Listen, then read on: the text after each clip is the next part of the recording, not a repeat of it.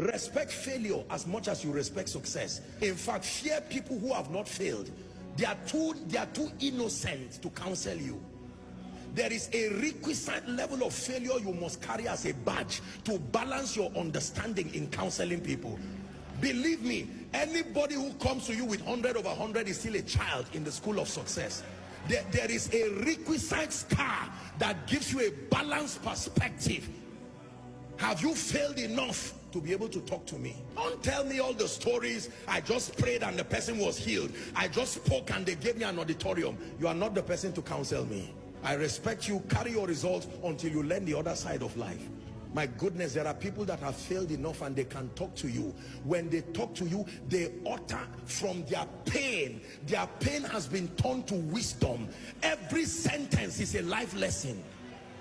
A woman who tells you, I have been barren for 10 years. Now God gave me 3 sets of twins. Forget the twins and learn wisdom. Don't just respect crowns, respect scars. The wise respect both scars and crowns. Can I encourage someone?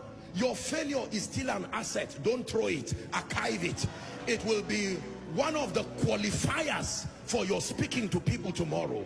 Apostle, I have cried. I have failed in life. I know what it means to be an irresponsible father. Don't throw that experience, archive it.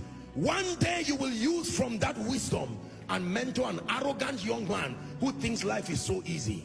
Most times when we are starting out in life, because of the leverage of prayer, the prophetic, or generally life just playing games with you, you can believe life is so easy and you are wondering, so why are people crying like this?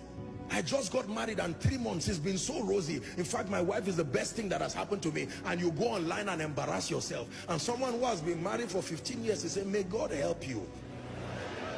After 2 years, you just turn and start saying life is unpredictable. All these unwise things that people do.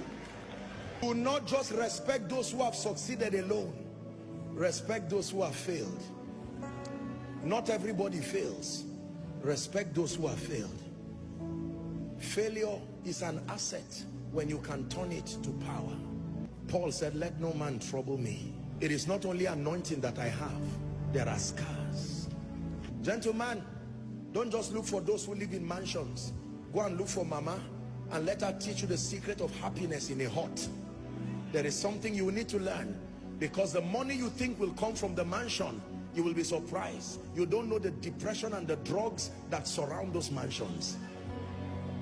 Sometimes you need to learn from both a king, but you need to learn from the slave that is in his palace. There is something the slave can tell you that even the king does not know. The slave is the one who cleans the palace. He knows what he has seen there. Why will the Lord speak to a young virgin through an angel and says, Mary, you are highly favored? And the next thing that follows that woman is pain, controversy. There was nothing in the life of Mary that I have seen that looked like favor. An angel comes from heaven and says, you are highly favored.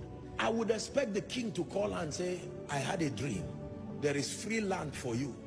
As soon as Jesus is born, you become tax-free. That sounds to me like favor. So God calls scar favor. He calls controversy favor. He calls pain favor. Why would you say a woman is high? God is speaking to someone. Don't listen, you may cry, but don't be embarrassed about your failures again. There is something about the speaking of God, that until you are at your lowest moment, there is something about the voice of God you cannot hear.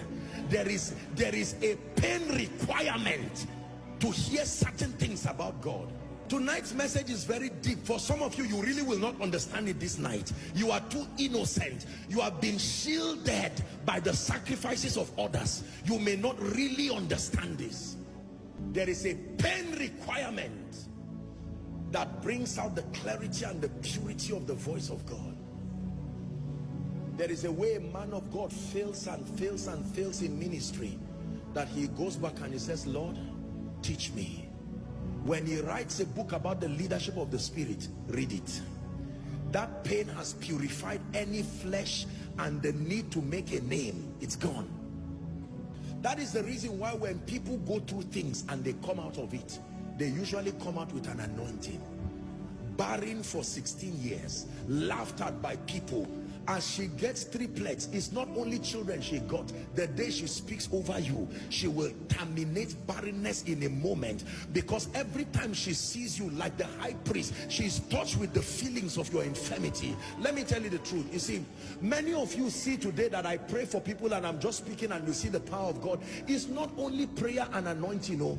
There is a pain requirement that has reached down to the bowels of power and has drawn genuine, authentic spiritual power. Like, subscribe for more.